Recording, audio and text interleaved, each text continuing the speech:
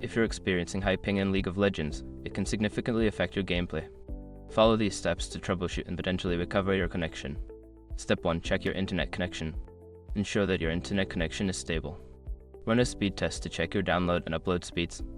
If your connection is slow or unstable, consider resetting your router or contacting your internet service provider. Step 2. Close background applications.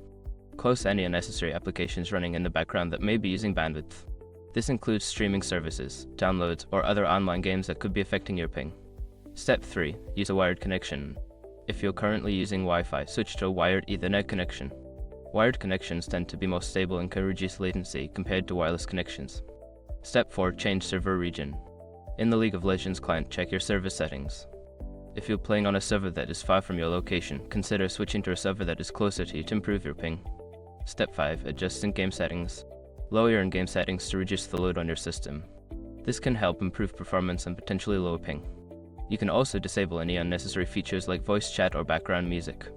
By following these steps, you should be able to identify and resolve issues contributing to high ping in League of Legends. Enjoy your gaming experience.